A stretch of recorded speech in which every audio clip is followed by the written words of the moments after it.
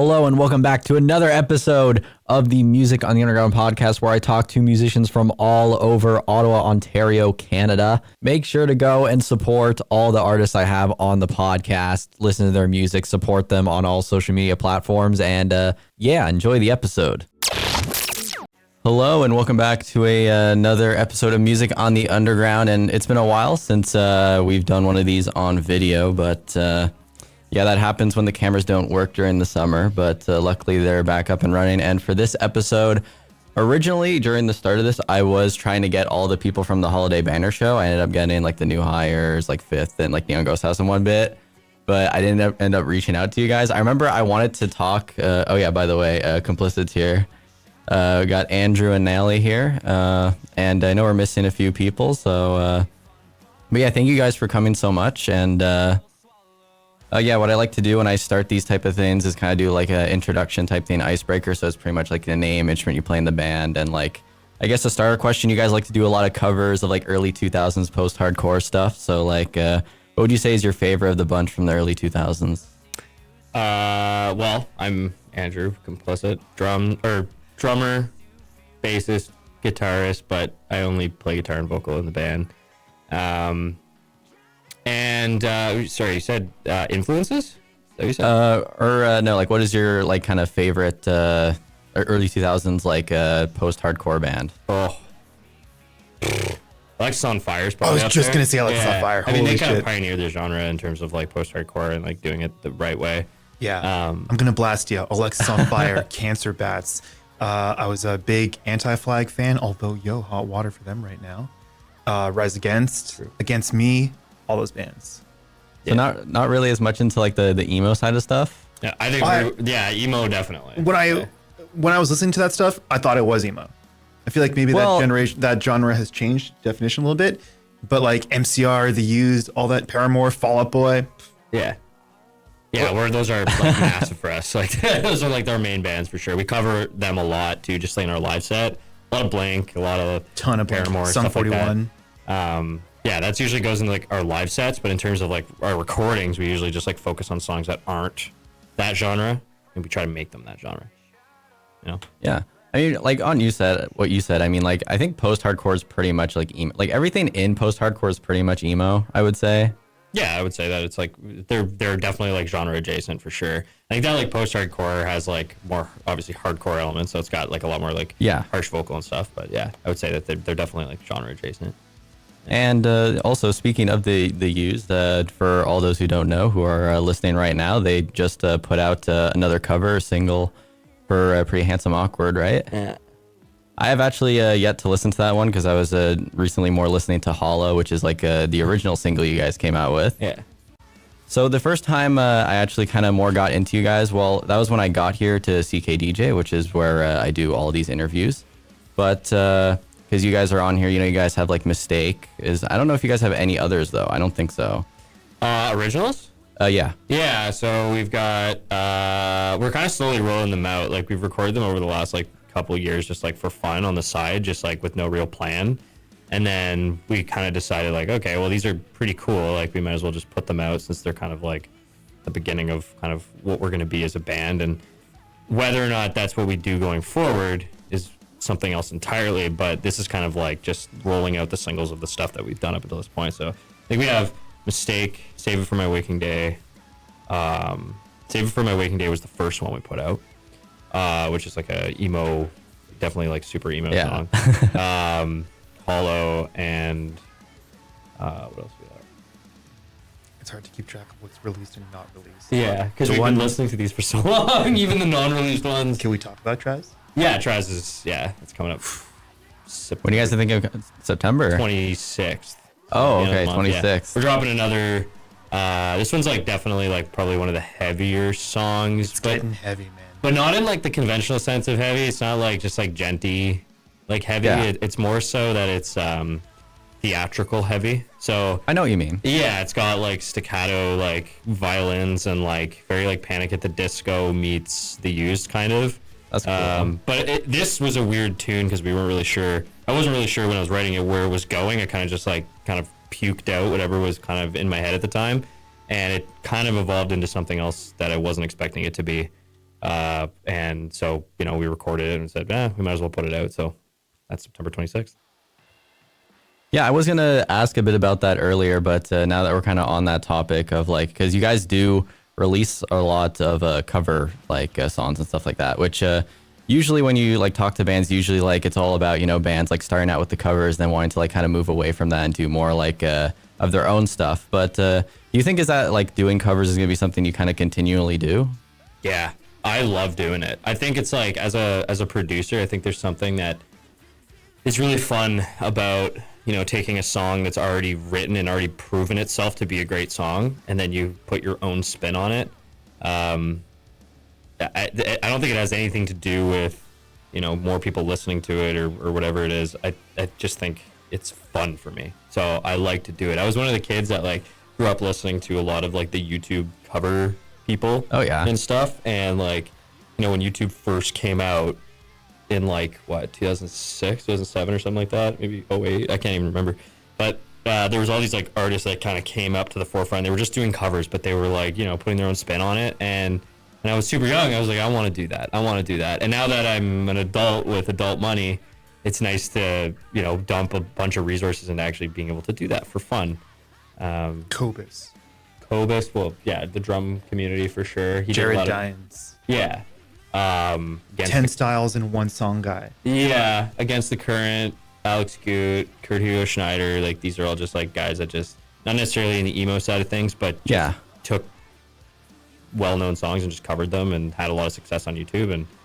And for me, it's just always been about like making my past self a little happy about it and having fun doing it, right? But then obviously the original music is like why we do it.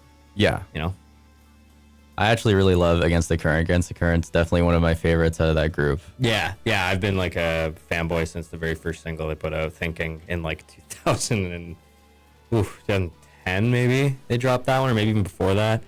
I've just been like a huge fan of them ever since the beginning. So I've modeled kind of what I do a little bit after them, or at least take inspiration from it. It's crazy that they're that old already. I thought they were more of a newer band, like 2015 or something like that. Yeah, I mean that's probably when they hit their like original side of things, when they started doing more original music, and then like, Chrissy got really popular. But before that it was like all covers. They were doing stuff with Alex Goot and stuff. So that's kind of like where I discovered them.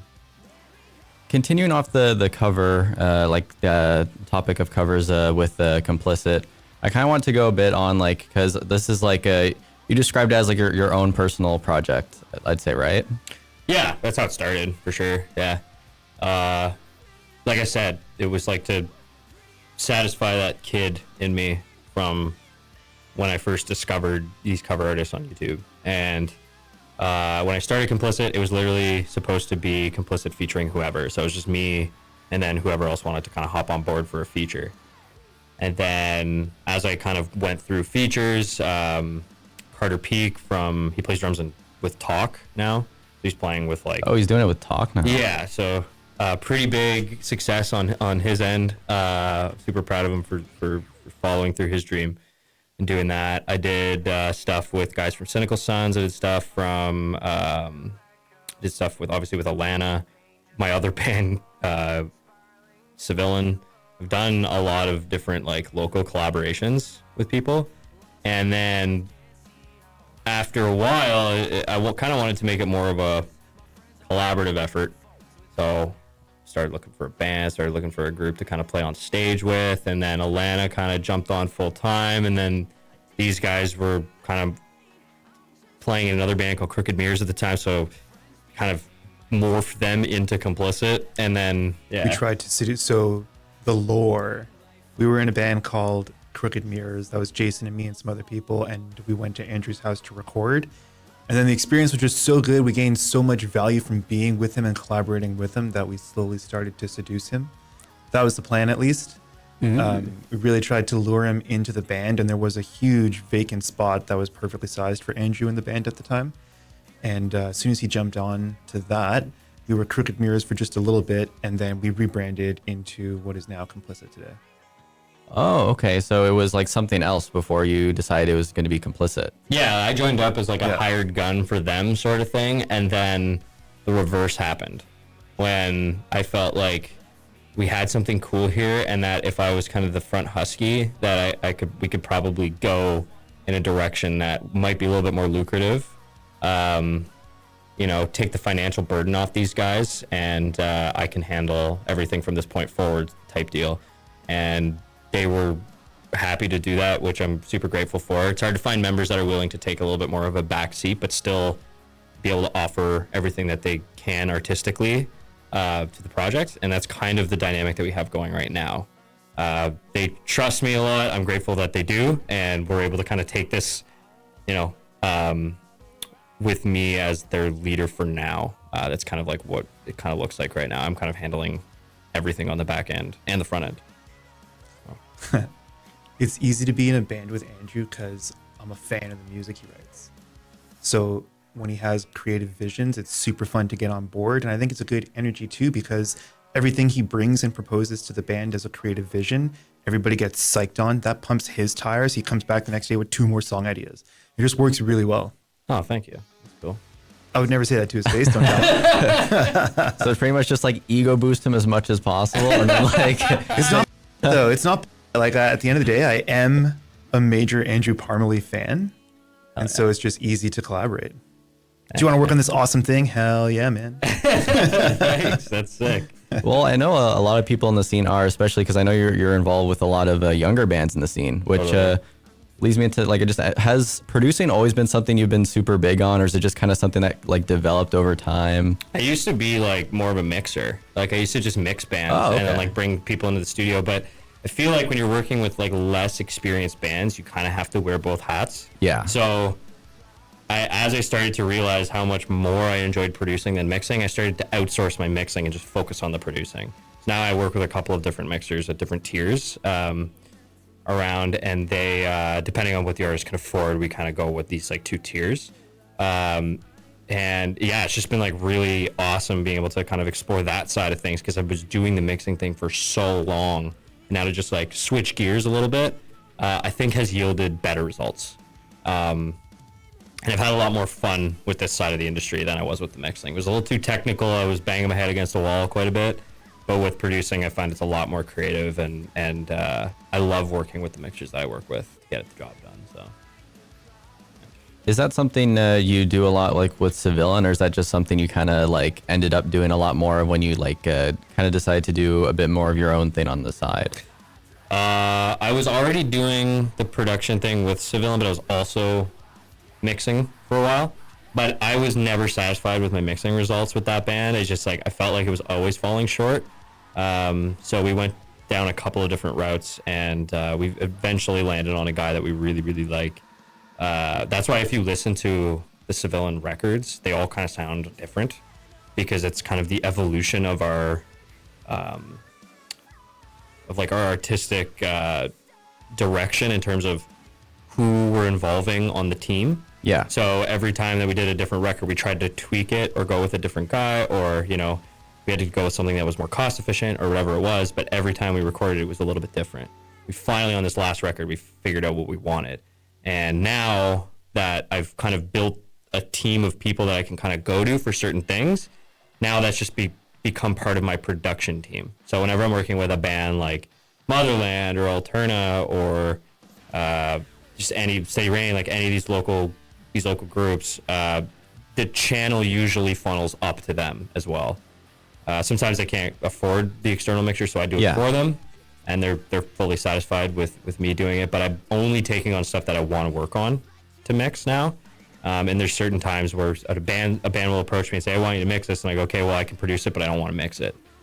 And I'll just be like straight up with them, because there's certain things that like I think I'm good at and I don't think I'm good at, and I want to make sure that the artist is happy. So if I go down this path where I have to mix it and they're insisting on it, I know that I'm not going to do a good job. It's just not going to turn out well.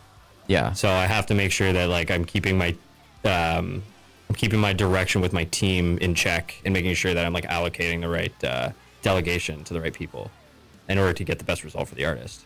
And hopefully the artist can afford it, because that's a hard thing for local artists, right? It's just a lot of time they have a hard time getting off the ground. So, how much do you usually charge people to like help them out produce or mix their songs? it's a sliding scale for sure. I try to keep it as cheap as I can, right? Like I'm not going to work for minimum wage, but I'm also not going to gouge people. So I don't know. It depends. Like, it really depends. It's hard for me to give an exact figure, but generally within the ballpark of $500 to $1,000 for a single, and then the mixing on top of that is like an extra fee. So if I'm sending it out to my boy Dan from Oshawa, who does the fifth stuff and all that stuff, he has his separate rate, which is a little bit lower than the Cevilan guy, which is Joel Wanasek from Nail the Mix, and he does he's about double that cost. Oh, So okay. it really depends on what the budget allows, if there's a label involved, etc. Do you have your own studio for this sort of thing, or is it more of like you go, oh, okay? Yeah, I record everything at my place. So everything's recorded in my basement, which has sort of been converted into a studio. Really, it's just a bunch of recording equipment in a big room. But Whoa, it's not the Harry Potter cupboard under the stairs studio. It's not that. It's a pretty sick finished space, and there is acoustic treatment, and there's a separate vocal booth, and he runs a school and a studio out of it. Awesome. Yeah. I'm gonna scale back school. He does classes. yeah, I definitely don't. Like, I'm not like college accredited or Yeah, anything, yeah. but I offer like artist development. So if somebody comes in and they want to, take their music ideas and stuff, and they actually want to build a bit of a career out of it, or release music to Spotify or all that stuff, I kind of offer a one-stop shop for that. So I offer them like a monthly fee, like a program where they come once a week, and then we just kind of work on their project while they're with me. And that is obviously, again, on another pay schedule. But it's a fun gig. Like, I don't even, when people ask me what I do, I don't actually know. I just kind of say that I produce. That's kind of the thing. Whoa, the Rick Rubin special. Yeah. Well, it's because it just encapsulates so much. I do video and professional photos and Spotify releases and royalty splits and, all of that stuff for artists. So it's just a lot. So producing kind of like puts it all into one cup.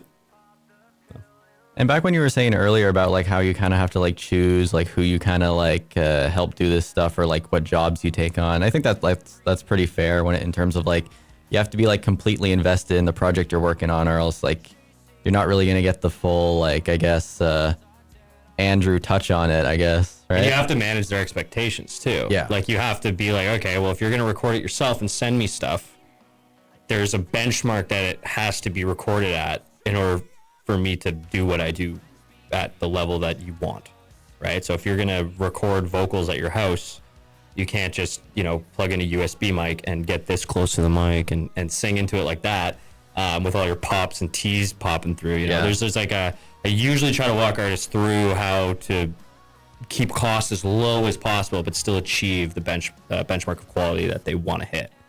It's a bit of a coaching process, and I'm happy to kind of work back and forth with them about it. Sometimes I get stems and I have to be like, guys, redo this. It happened with Motherland like last week. They sent me some guitar tracks. I said, guys, like, I can hear him hitting the strings in the room with the mic on the guitar. Like, you have to record your guitar amp in a different room.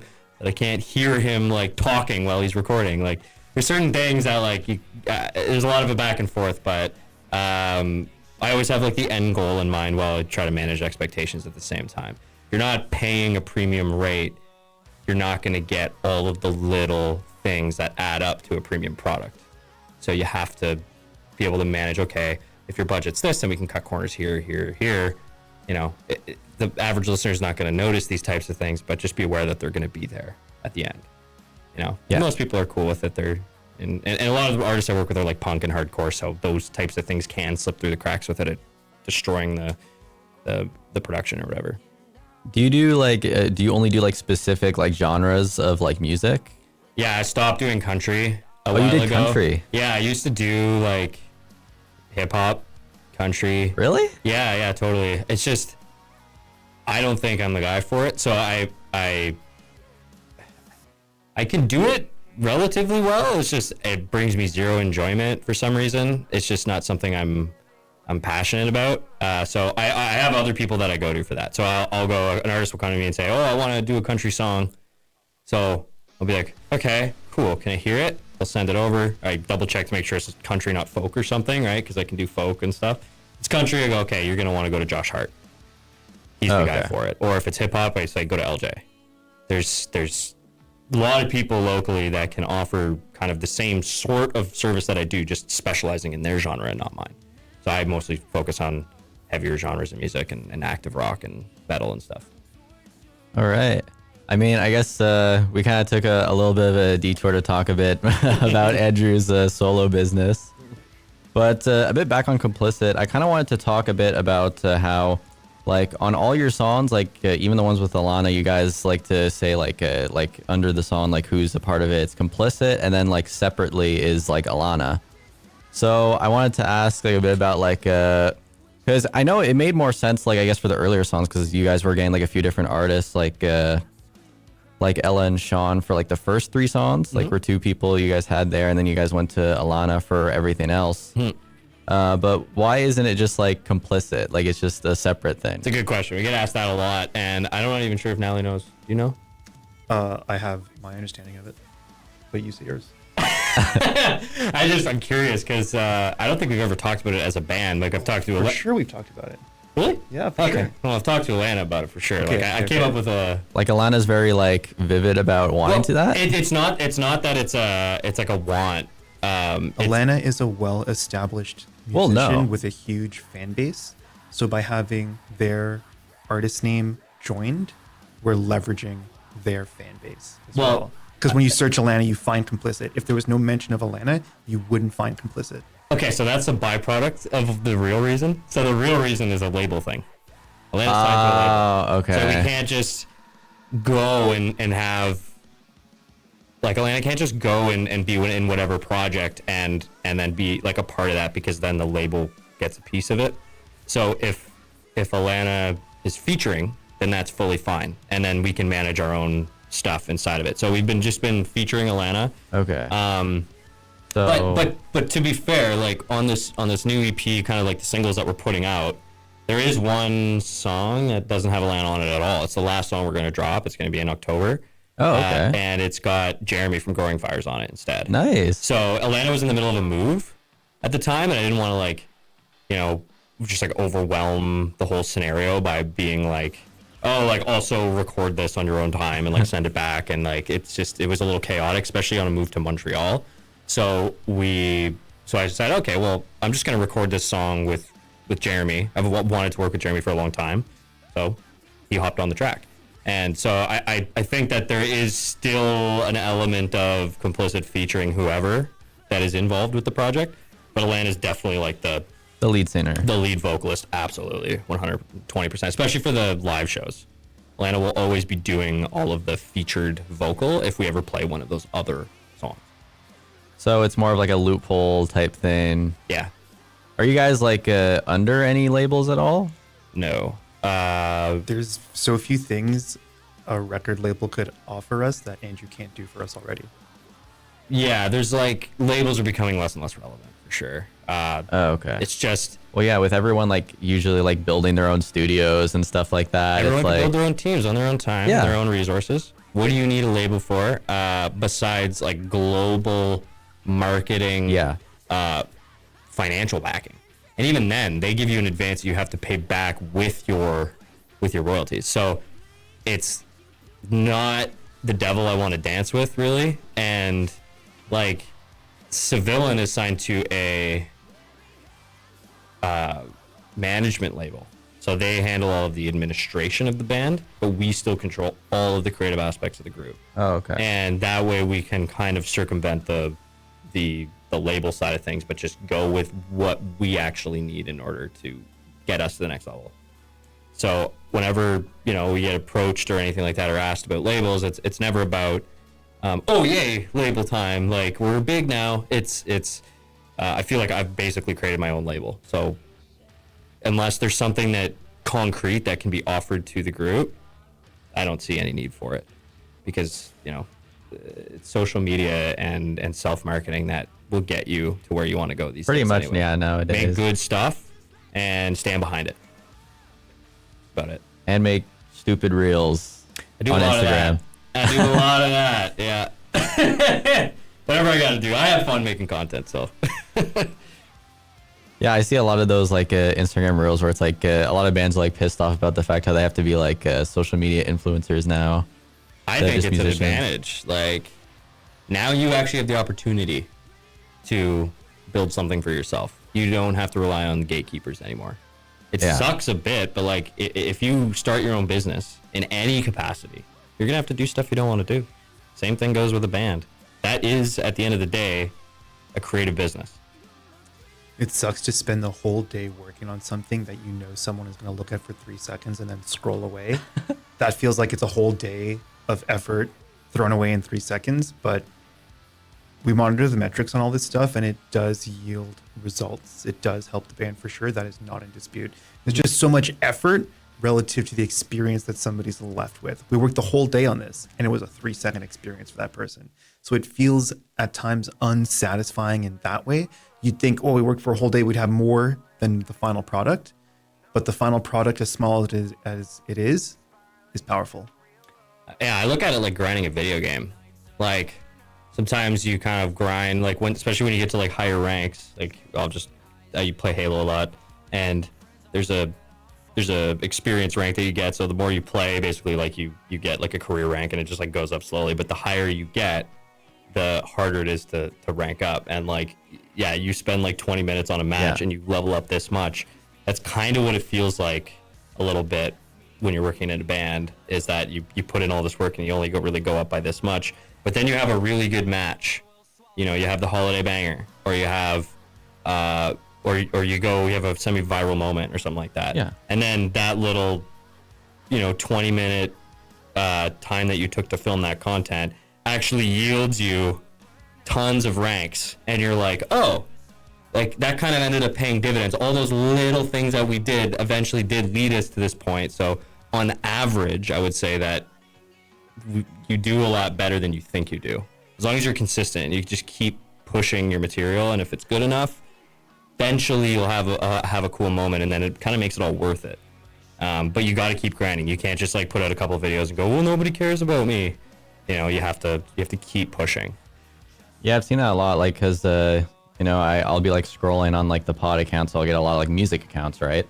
And I'll like go and like check all these accounts. Like they'll have like this one video where I got like a couple mil views or like a couple 100K views, and then because you'll look beforehand, it's like they get this big jump. Especially even like Spotify is a lot of musicians don't like it, but at the same time, it's another thing that's kind of needed in order to gain some popularity or attention. Yeah, it's Spotify's like both horrible and amazing. Like it's obviously the people at the top are not going about this the right way, but it's also giving artists a ton of access to fans. So I don't, I like Spotify as an entity.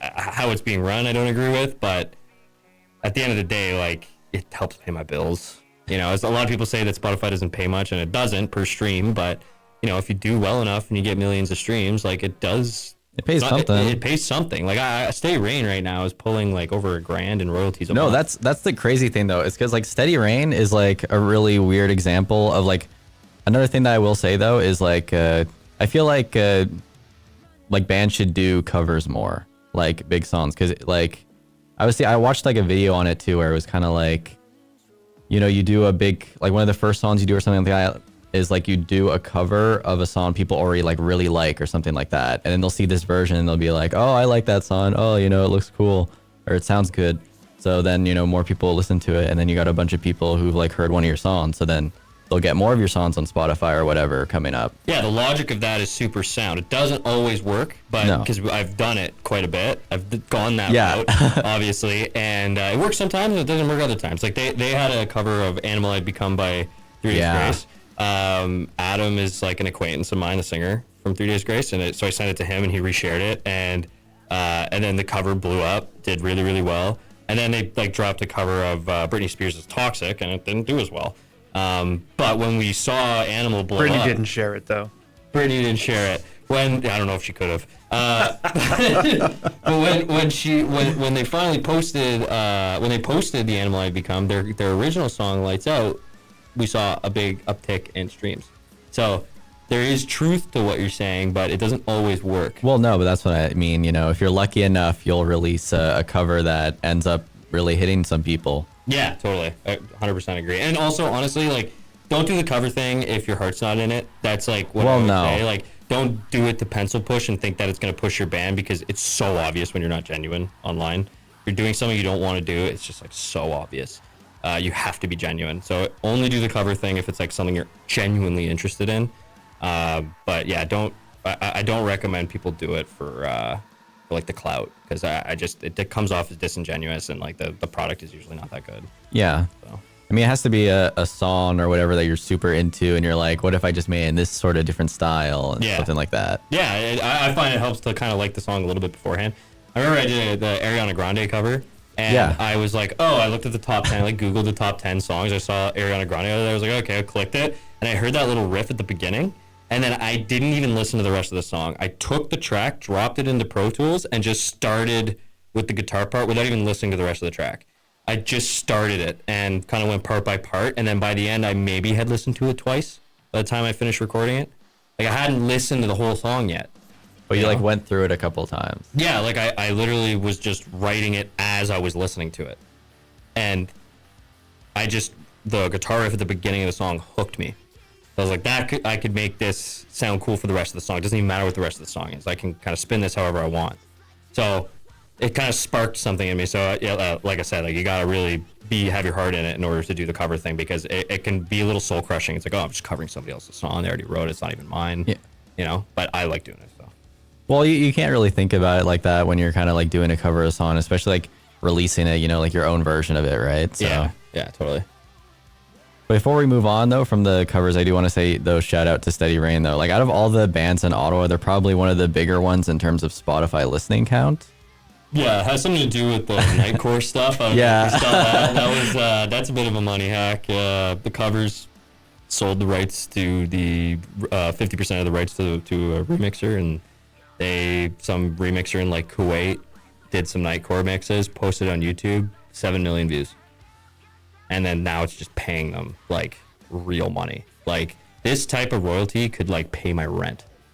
Like, they're making that much money on the royalties. So when artists say that royalties don't really pay them on streaming, it's just, you're not getting enough traction, because that is significant cash. And now their band never has to pay for anything. They just use the royalty money to pay for everything. So they're self-sustaining at this point, which is crazy when you have one original out. Yeah, that's great for them, though. It's also really cool that they got Miss McLeod to be their new singer, and she's great. Oh my God, she's awesome. They lucked out, man. It's hard to find somebody to replace Ella. Yeah, I saw like their first show. I was there for their show at Live on Elgin. They were playing with, because I was there to interview Hot Skins, and they were playing that night with First the Last Stars as well. Yep. And I was like, because I was already listening to Miss McLeod beforehand, because like I look over for all the Ottawa artists, and she's good by herself as well, but she does like a completely different type of music. Totally different. And the fact that she stepped in to do Steady Rain, I was honestly shocked. Yeah. But I heard her sing, and I was like, this is like... She's killing it. She's killing this style. She doesn't have like grit and distortion or anything like that, but I think that's what makes them cool. I think that's kind of part of it. It's almost like they've always had this classically trained vocalist on top of their heavier music, right? And like Steady Rain is we have 5 originals on the hard drive right now, because we've just been stacking them since we lost Ella. So we've just been stacking the originals. And since Miss McLeod came in, now we're just like in rapid fire mode, just hammering songs off in the studio. So you're just going to start to see more originals coming out like on the reg now, because they have all this cash built up behind it. They have all of these originals ready to go. Now it's just a matter of getting her vocals on these tracks and putting them out. It's going to be pretty rapid fire from here on out with them. Yeah, awesome. Pretty much, because when you have all the covers you did, just kind of like to start off, giving you all this money, then you can move all that money from the covers over to your original stuff. Yeah, it can help fund the marketing and help fund a lot of the stuff that goes into actually like producing and making a song. So I'm excited for them. This is like, we're hitting a new era now, and I've been with them since the very beginning. They don't even have any original members left. It's all just like replacement members. And all of them? All of them. Every single one. And they've been my day one artist development client from the very beginning. And now they've been like one of your first? What's that? They're like one of your first? They were my first. They were my very first band that I ever coached. What year was that? With the original members, probably like 2016. They're the band's that old. Yeah. That's yeah. crazy. Yeah. Just like, just like rotating members. It's because like they're all like still younger, but it's like because they're all newer members, it like makes more sense, I guess. Yeah. I mean, they're all in first year, second year uni now.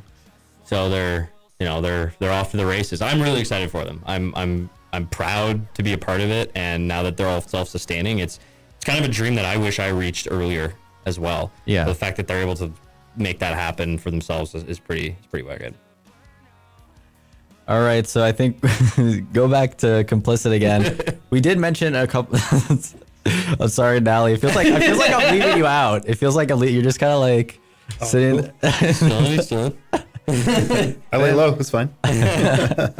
And we mentioned a couple of times, but the Holiday Banner, which was a big event in Ottawa during 2024 or late 2024 in terms of the indie scene, because it was I'm pretty sure the biggest only Ottawa band show in at least like 30 years or something like that. I think 80s, yeah. It's the 80s, which is awesome. Yeah.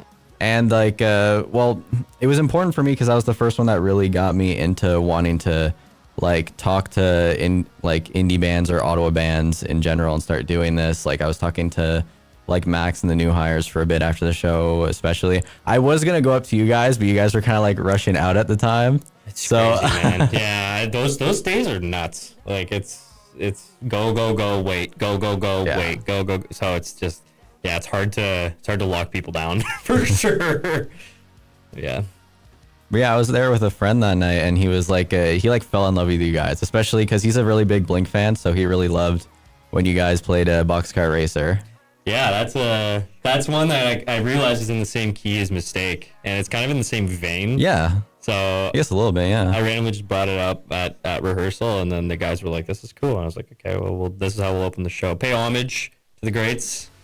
Everybody kind of knows what we're about, and then we come out swinging with an original." I was gonna ask for like a thing where it was like, oh, you guys play Boxcar Racer, so I guess like you guys kind of know the whole thing about like wanting to do your own thing from the main band, kind of like Tom DeLonge.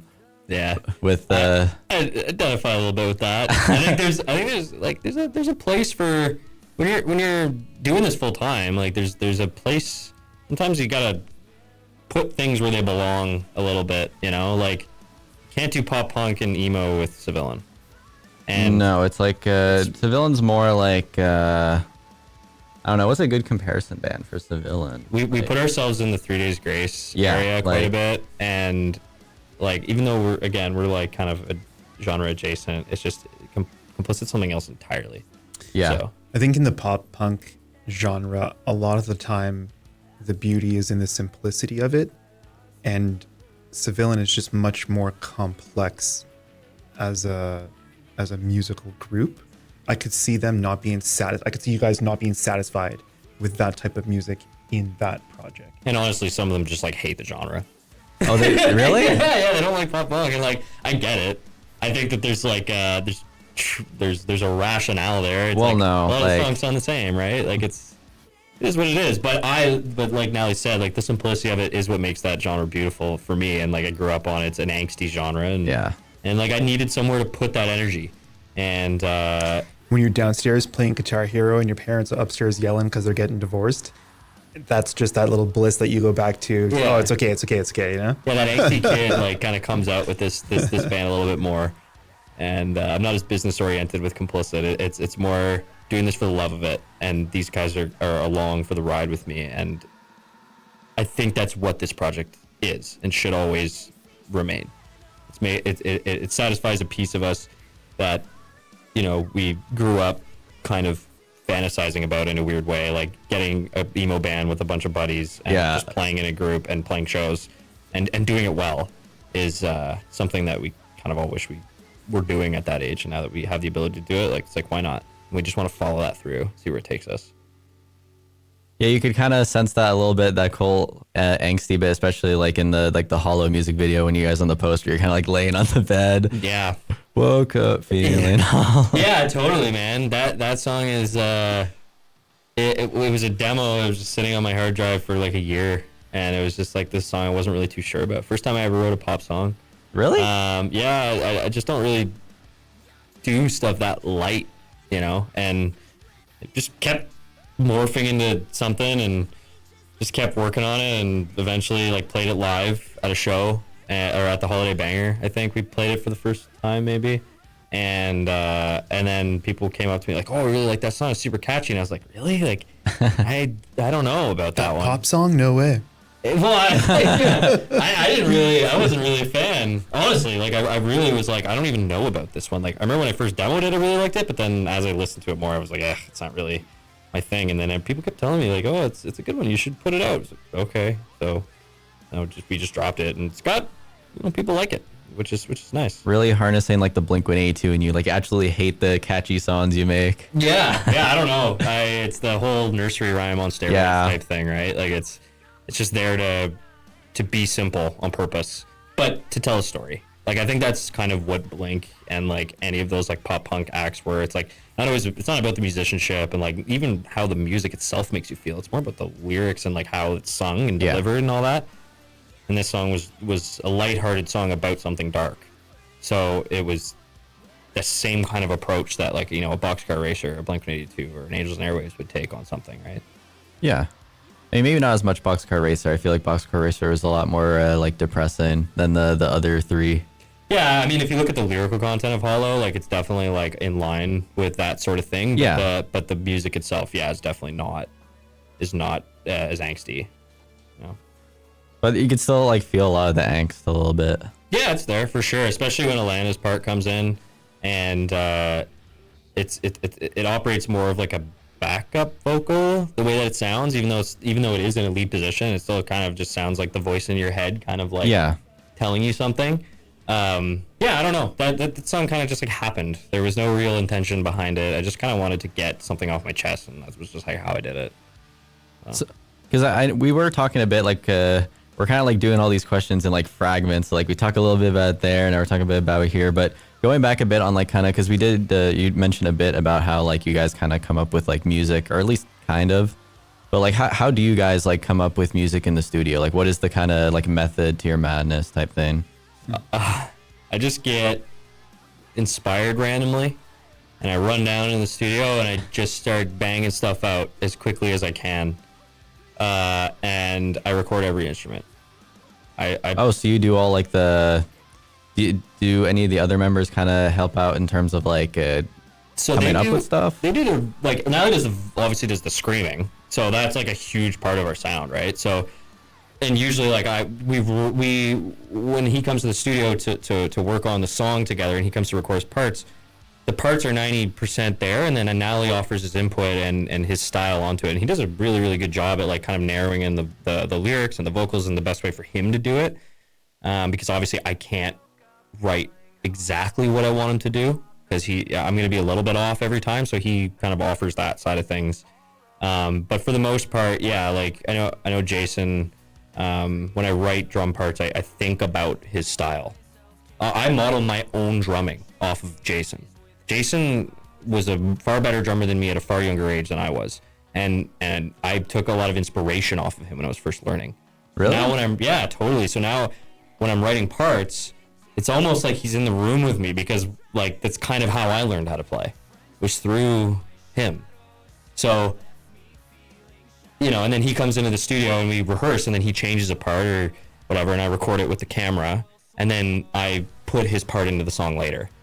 And I program it in or whatever we do. But I, for the most part, play all the instruments, and then these guys kind of come in with their vocals and their own flavors. But when it comes to the final recording, it's usually me behind the desk.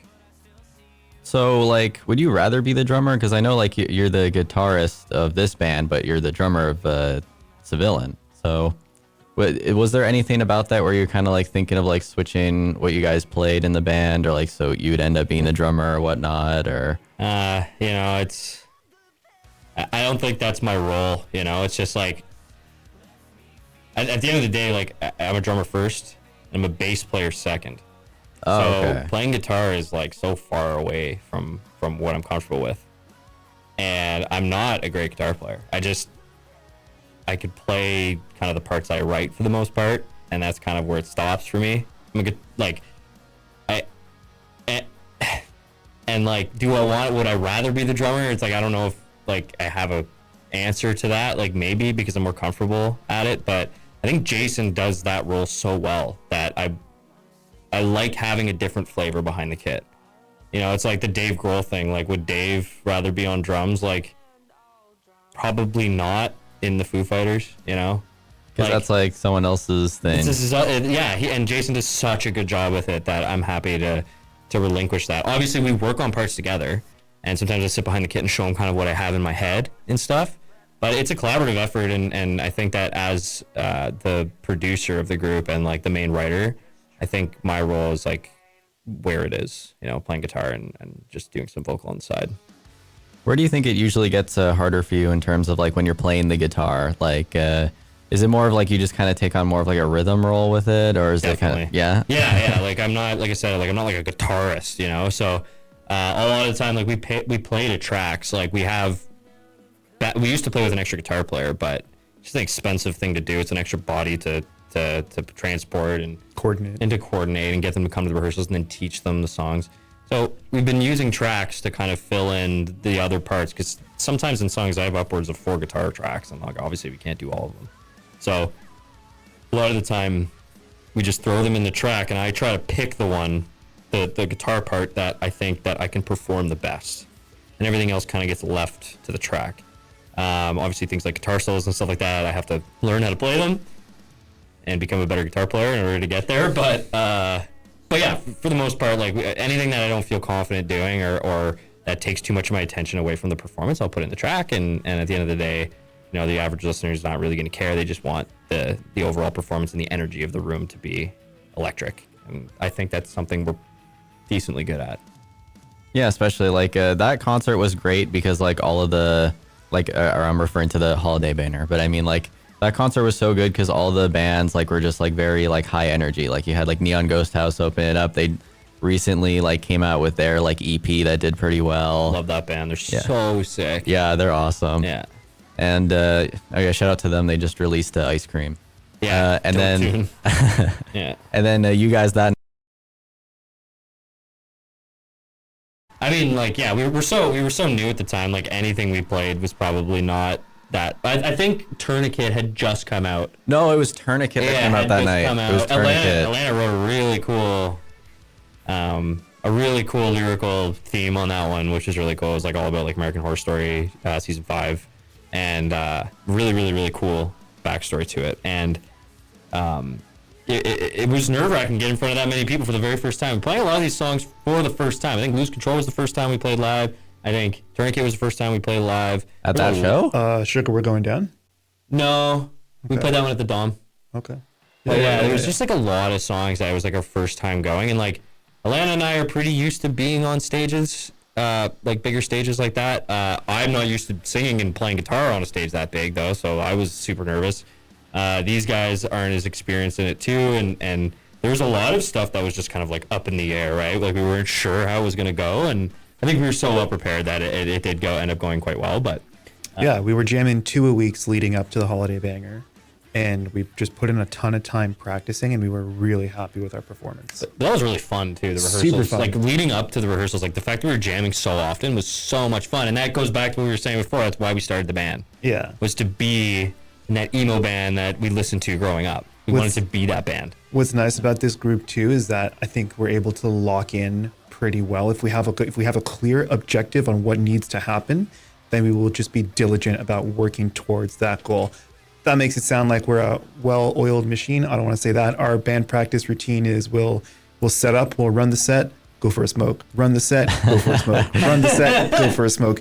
But that workflow, I think, is it really helps us with our overall performance and how our shows go, because we practice the show over and over and over 2 times a week.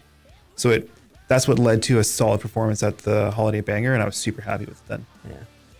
I mean, I will say also, because like a lot of bands, like just off what you were saying about like you guys taking like smoke break every like few bits, but it's like you don't want to like be forcing yourself and like the rest of the band to kind of just like, you know, do what you're doing. Like you want to be loose with it. Like I think like every band, like there's always like people making like there's another reel you guys could make about, you know, like because it's always like, oh, here's band practice 5 minutes in, going to like McDonald's to get something. We want to keep it fun, right? Like that's why we started the band.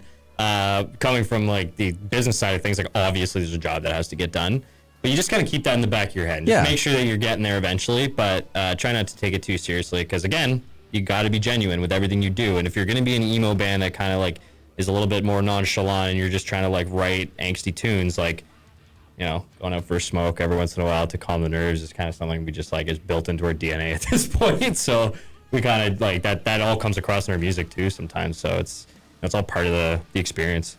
And also Jason needs a break after the end of our set, just because all the drumming is it's such a cardio workout.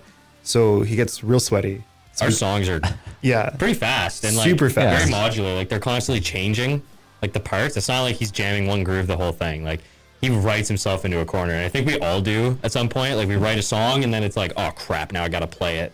Yeah. Now I got to play it all at once and not in like fragments. I got to play it and sing. Yeah. I got to play it and sing. I have to play it and scream, or this song's in a weird tuning. How am I going to do this? Like, it's just like, there's a lot of that going around. So the band practices help like, just kind of like redefine who we are every time we get together, and just like we just, you know, shoot the shit and have a good time and try to get the songs as tight as we can while we're there, and, you know, go play some shows.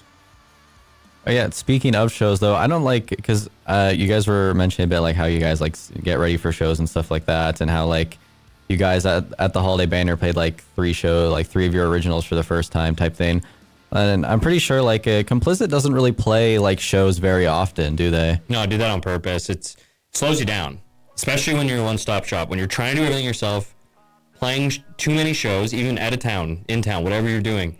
Unless that is the core of your business model as a band, unless that's your thing, just playing a crap ton of shows, then they are going to slow you down. You're not going to be able to record as much. You're not going to be able to get in the studio and write as much, because, you know, you only have so much time. Yeah. And my goal is to connect with people through music. So I need to write music. I need to record music in order to make that happen, right? My philosophy is record great stuff, write good stuff, put it out online, push it, stand behind it, build your fans that way, go out to and play to sold out rooms that already have demand for your music. Yeah, exactly. Don't focus on building the demand by playing shows. I think that's an old school model. And guys like Dave Grohl will go on podcasts and say that. And obviously, I'm not successful like Dave Grohl, but he also came up at a different time. And seeing how the industry works, finding your audience first and then going to play for that demand, I think is the way to go. My favorite bands right now have played maybe 2 shows sometimes. Like Low Spirit is a good example. He's one of my favorite artists right now. And he's just a guy, a solo artist, who has played like 1 tour. And it was like a short, like 7-show run. And he's got millions of followers on Spotify. And every time he goes and plays a room, it's sold out. I'd rather that and grind for that than to just go out and play to 8 people every night. You know, Yeah. Try to grind it up that way. Quality over quantity. Yeah. You put a lot more time and effort into your music when you just, okay, we have to be a good band first before we go out and play for people. You know, we got to have something to say. Make sure there's like a bit of, what's the word? Not content, but like substance. Yeah. I mean, content is kind of the word too, right? Yeah. Like, I think it's a modular term. Like, I think that that changes with time. But yeah, build your audience first, then go play for the demand. Don't do it the other way around. I know there are some bands that do that, and it does work out for them. I just find that it's a lot of work to get to that point. Yeah. You know, you have to do all the writing, then you have to go out and play, and nobody knows who you are. So you're playing for you're playing for other bands at that point. You know, you're not really playing for fans. So Was the last show you guys played for like Arson's EP? Was that the last one, or? yeah, that was the Quebec one. Yeah, good time. And are you guys? I can't remember because I saw like the post for like the Ottawa emo night type thing. Like I know the new hires are doing follow up. Are you guys going to that one too? Might attend, but not playing. No. Oh, I think you guys went last year, didn't you? Yeah, we did. We did like a thing before where we did a show with Techno, which is a Electric Callboy tribute band, and we opened for them, and they're friggin' fantastic. They were so much fun. The disco ball heads, everything. They did the whole Electric Callboy thing so well. But yeah, we just went. Spectrasonic reached out to us and asked us if we wanted to do it. And said sure, we'll play whatever covers are currently in our set, kind of thing, and we'll just stick to the emo covers that we know. I think we did like Billy Talent, Blank. you know, the usual Fall Out Boy, Paramore, yeah, which is great with Atlanta because Atlanta does Hayley Williams pretty well. So that was a blast. But stuck more to covers and slipped in a couple of originals in there too. But yeah, that was the last show that we did. We had a good time. And speaking of Spectrasonic, we're gonna go back to Holiday Banner again, because did you guys know like that was the plan, that was gonna be like a super big like show? Like did like Spectrasonic come to you, or is that something that you and the other bands kind of wanted to set up, or like how did that end up happening? Scallon reached out to us, the owner of Spectrasonic. Yeah. And him and I butt heads a lot. It's like no secret. Like we really? We disagree on a lot of things. Yeah, totally. But I think that like friction in a business relationship isn't necessarily a bad thing Not completely. Inherently. I think that like having a little bit of friction like helps bring the best out of people sometimes. It can also bring the worst out of people, obviously, but it can bring the best out of people sometimes. And I think that sometimes the friction can kind of light a fire under both of us a little bit. And we ended up putting a ton of people in that room. And I remember fighting them on the all ages thing pretty hard.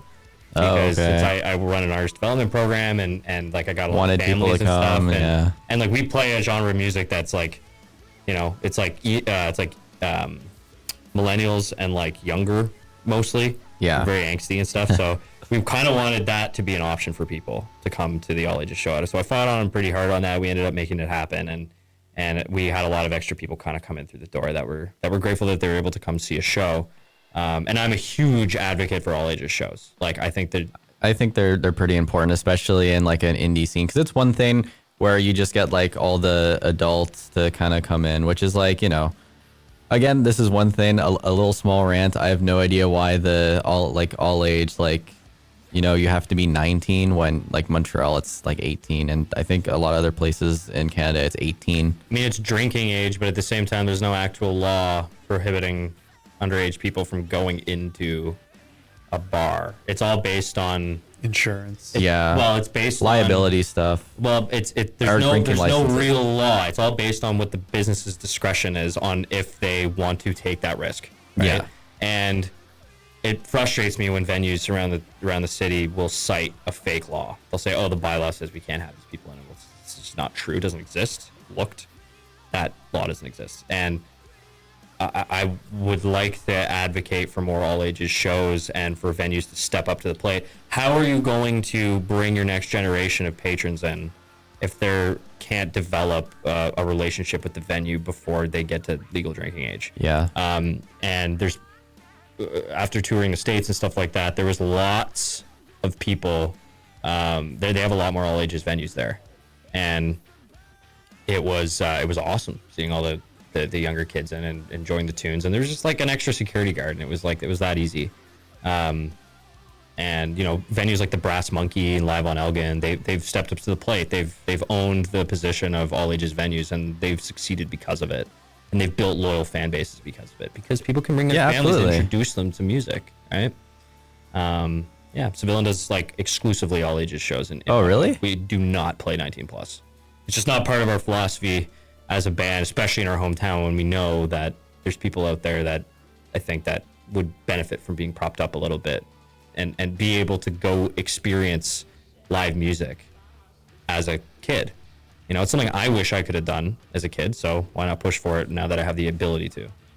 So was there not like as much music in Ottawa when you were a kid, or? I mean, there was. I just couldn't go see it. Like, oh yeah, you know, I couldn't get in unless it was like exclusively an all ages show, which was like really few and far between. Yeah. So that sucked. It like stunted my career. The only time that I could go play shows, even as a band member, was if it was like a battle of the bands. You know. Do they even have those in Ottawa anymore? That would be so fun. They should bring those back. Yeah, they're bittersweet to me. I think that they're fun because they're community building, but like I don't think music should be a competition. So it's like I'm kind of like back and forth on it. Yeah, you know? but like it should be for fun. That's what it should be. But I think it's a really cool opportunity to kind of do like something where it's like band against band, kind of small competition. I think as long as you keep it lighthearted and not take obviously anything too seriously. I think Cevilan won. Band against band is dumb, but bands competing for a prize is okay. But bands against bands is dumb. Yeah, like not as having like a hierarchy, like where it's like it's like a tournament tree. Yeah. and you have like a round robin, like that stuff is like the worst. Like you shouldn't have bands competing against each other. Well, I don't mean like making rivals. I just mean more for like even just like a charity event type thing where it's kind of like a friendly contest between two bands type thing. You know what I mean? Yeah. I like Cevilan won the rocks, like the Rebel 101 Rock Search in like 2019 maybe or 2018, and it was for $5,000 cash. Oh, okay. So it was like it was decent. You know, it was fun, and we won, and like that was pretty cool. But like, I did feel a bit of friction with the other bands. Like, it was, you know, like you're all standing on stage waiting for the results, and then they announce a name, and then one band cheers, the other bands are disappointed. They won't show it, but they're disappointed. Yeah. And I don't like that friction. I don't think that it's good for like just like the general mental health Spirit of the community. Yeah, the spirit of the community is supposed to be collaborative. We're supposed to lift people up. Look at like what happened in Chicago with like Rise Against and all those punk bands that came out of there, and Seattle with Nirvana and all those guys. Like when they all blew up, it was because they were propping each other up and they weren't like trying to one up each other, you know, and lowering the bottom. So yeah, I don't know. I'm torn on the issue. I think it's fun, but yeah, I do think that there's like some negative side effects to it as well. I don't know. Is there any other stuff that kind of happened with the like? We didn't get into my OnlyFans at all. OnlyMans. Well, I mean, like, okay, we didn't. I don't think we fully talked about the holiday banner in terms of like how it kind of got started. Like, do you guys know at all about how that kind of got going? Like, where you guys were when you guys kind of got involved with it? I know that like the new hires in 5th were locked in. And then I think DJ Noah from Live 885 was tapped by Cevilan to like find another band to like do it. Yeah. And then we came up because Noah's like good friends with Alana, and Noah's like aware of me, and we've hung out a couple of times and ran into him at a Blink concert in Montreal once and had a little chat. So, we're well acquainted. And I guess we kind of came up. I know Live 885 plays us, so it was probably just one of those things that like, oh, these guys are probably a good fit for this sort of thing, especially with the genre. Yeah. So we got tapped, and luckily I was able to pay my guys. Like anytime we play a show, like I pay out my band and stuff, right? Like I leave myself to the end, so I pay my crew, lights, sound, the band. Everybody kind of tries to get a piece of what we get paid, and then if there's any left over, then I pay myself. So I just had to make sure that there was enough money there before we got on for the show, and luckily I was able to get everybody paid. So it seemed like it was a fun opportunity for us, and it looks like there was enough people advocating for us in the scene that we were able to hop on that show. Did you like meet any like bands at that show? Like, was that a show big for that? Because I think like I was talking to one band, I can't remember, like that kind of. Did they come up to you guys? I think they came up to you and like offered you like music, I think. Like in the lobby? It might have been at the lobby, might have been like after the show, like coming up to the barricade. I can't remember. It's like. Yeah, I mean, I'm sure these guys were like, they're not like in the scene every day like I am, kind of thing. So I'm sure these guys had a little bit more of like a lucrative experience in terms of like meeting new people. But yeah, like I solidified my relationships with the bands that we've obviously played with. I can't think of anybody offhand. It was cool meeting dudes in bands. Like Andrew was saying, Crooked Mirrors was my first band. I was late joining bands. Played instruments all through high school, jammed with buddies, but never really had a real tangible band project until Crooked Mirrors. And that was floundering when we partnered up with Andrew. Andrew, who we went to high school with, by the way. Like I've been aware of Andrew for a good long time, but because we're not in the same grade, just weren't homies every day. Yeah. So then when we got Complicit going, then traction really started. And then for me, for the first time was when I really started meeting people in the scene, meeting other bands. And that was one of my big takeaways. The performance that we had at the Holiday Banger, I really liked it. But all those days leading up to that performance where we were meeting the other bands to get together to shoot promo, and I was shaking hands with the guys in 5th, which was awesome. I'm a big fan of those guys. Meeting the new hires, big fan. Meeting Neon Ghost House, super cool guys. That was a really, really, really great takeaway that I had from that experience, which was meeting a bunch of dudes who are like-minded and are just down to collaborate. Let's get this promo done, and then we'll move on to our days and everything. it was super cool meeting people in the scene that were passionate about what they were doing. I think those are the things that you don't forget too. You get later on in your career and you're like, oh yeah, that was like, those are like the good times, you know? You look back on these moments and like, I think the real human connection of like, you know, meeting other guys that are kind of going for the same goal that you're going for, or are further along the path or not as far along the path or whatever it is, that those moments and like the real connection you have with other musicians and other bands and managers and all that stuff, I think is like at the core of what makes this whole industry tick. You can build connections online all you want, and that's great. But I think that when you actually, you know, put boots on the ground and get out there, that's when you build like the more meaningful connections. Yes. And that's when I was talking about like build your audience online and then go play for them.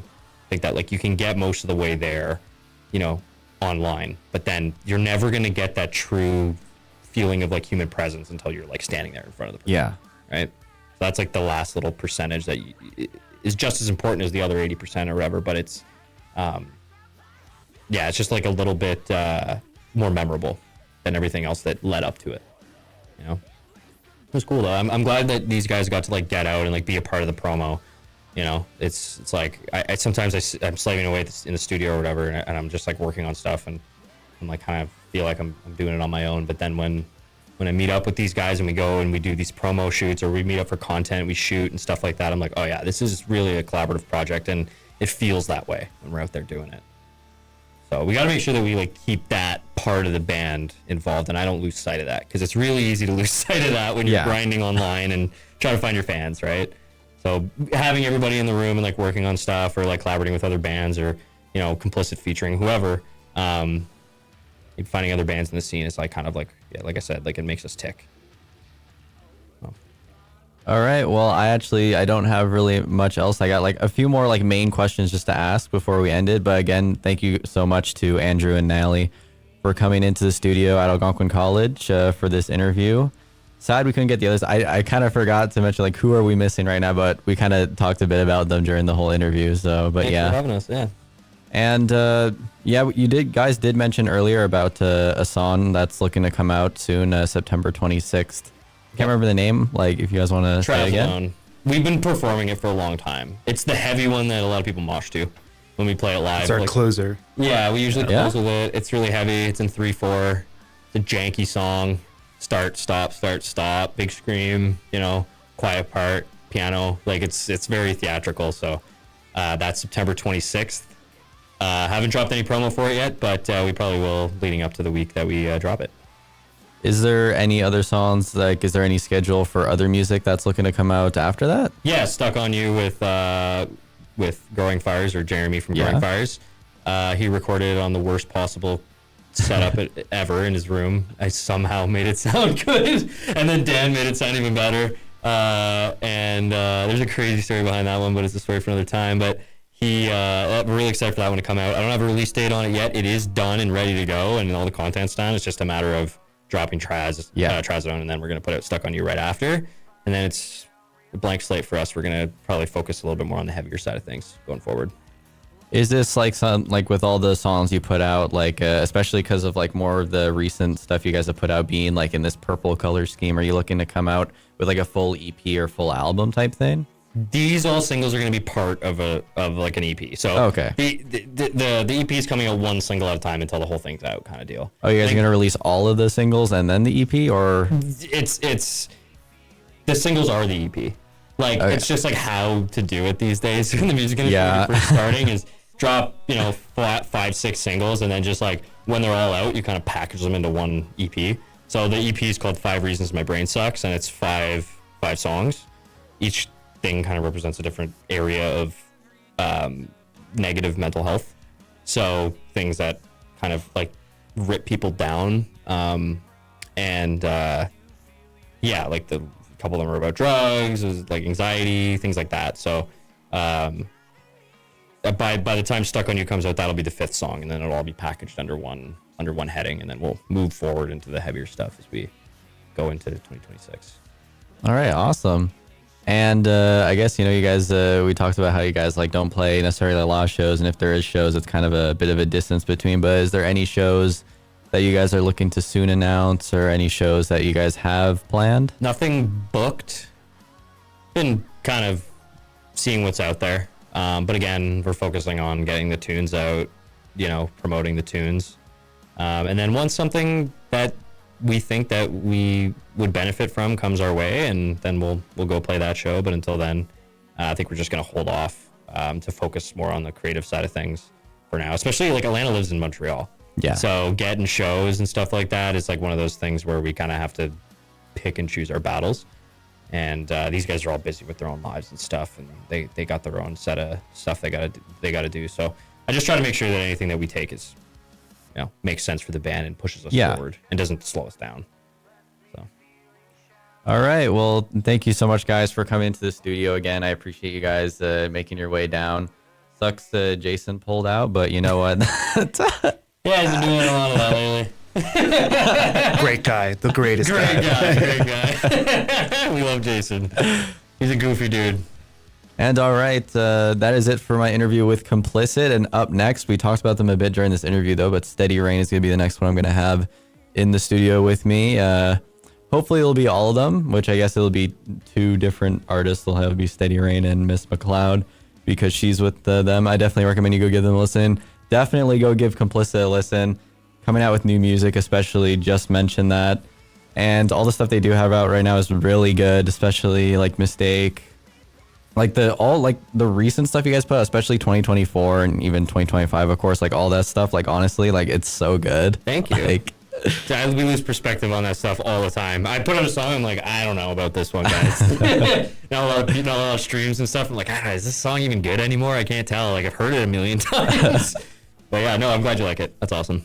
Yeah, that's the thing though, like especially with a lot of like, even like I see with like YouTubers and stuff like that, where it's like they just kind of either like they hate like watching YouTube or just don't like their videos or whatever like that. And it's just, especially with musicians, like musicians are always going to be their own hardest critics. I mean, Naly talks about it all the time. I'm constantly going like, I don't like this song, guys. And Naly goes, what are you talking about? Or something. Or goes, I think it's really good. And I just don't have, it's hard when you're so close to it, right? It's hard to have perspective. And you're like comparing it to your favorite bands, and I don't know. It's just, it's a crazy industry. You just gotta go with your gut and just follow it through the end, I think. Gotta leave my fingers on the labyrinth. They're gonna find me out. They're gonna see me drown. We're under flames of the end. This was your set of flame. Let the ashes save us. Thank you, Music on the Underground. Podcast, listen on Spotify. Listen to it on Spotify, listen to it everywhere.